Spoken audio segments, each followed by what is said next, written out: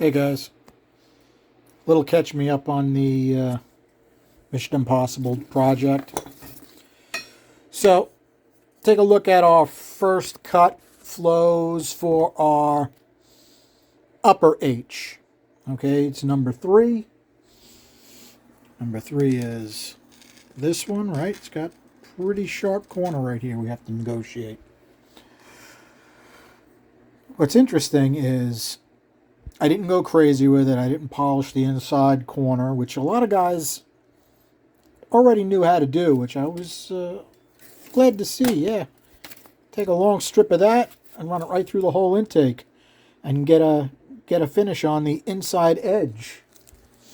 The inside edge of these sharp corners here. You have to remember, you got to treat it like a short side radius, right? Because the air is going to want to come around and run right next to that edge. You're better off with a smooth finish right there. It's going to be very high speed air, and the smooth finish gives you a thinner boundary layer. Okay, so you'll pick up a few CFM that way. Okay. What I did think was interesting though, if you compare the lower H to the upper H, right? Just with clay, 164.6, 164.3. I actually did a pretty good job with the upper H. It needed quite a bit of work. In fact, I got a little overzealous and will need to either pull out the nickel rod or do some epoxy work on that one spot. Figures the entire manifold is at least 250 thousandths thick, except the bottom of the plenum, which is only about 125. And it was impossible to get the Sonic in there to check it, so it's not that big a deal. I'm not really worried about it. Okay, just the manifold, no clay on top of the manifold. 146, 150.3. Just the 1 5/8 pipe, 156.1, 159.9. 1 5/8 pipe with my upside down calibration plate, 140.8, 142.2. Take a look at our swirls. 1786, 1744, 1472, 1492, 1708, 1611, 1389, 1402. Overall, the upper H is doing better than I was expecting it to do. So I'm pretty happy with that. So then I decided to see what it looks like throwing the clay radius on it and going through the entire lift. So this is, I believe, the last time we looked at the quickie port. So these are our flows coming through it. And in actuality, I have a mistake on here. Okay, so our actual very low lifts get a boost due to the manifold, right? So we got a plus and a plus. After that, we start to lose. Minus, minus, minus, all the way down. But still, it's not nearly as bad as I would have expected. What is kind of nice to see is after 500 here, we started going down.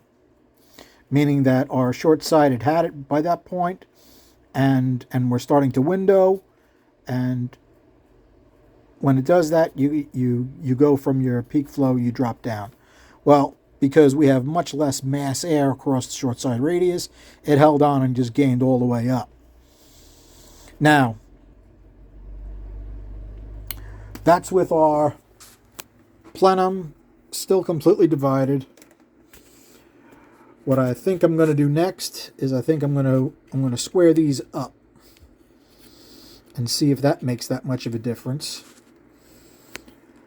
As far as last time we talked, this edge right here, treat it like a short side radius.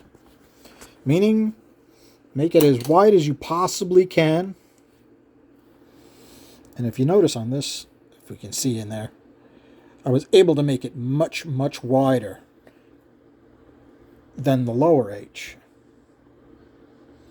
which is why it works as well as it does. It was really interesting to take the pitot and stick it in there and find out where the air is flowing. There is absolutely nothing happening on the top because of the way the air is going in.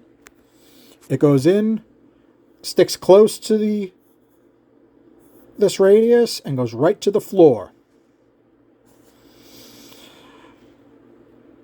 Take a look. Let's see.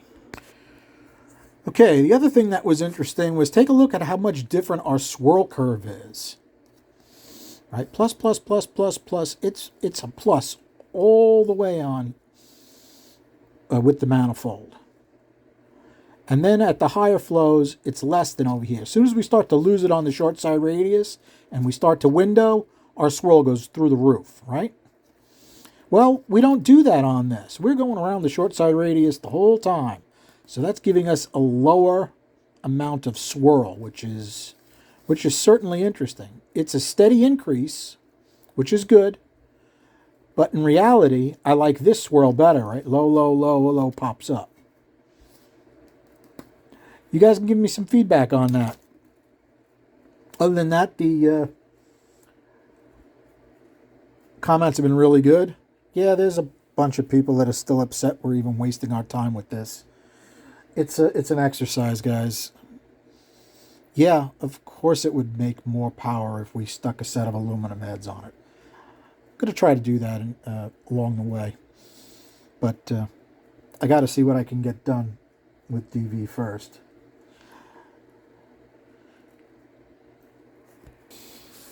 I've also gotten some really good feedback on a couple guys that have done lots of oval track work and so forth. One guy was, I think his name was Brian. Sorry, Brian, if it's not your name.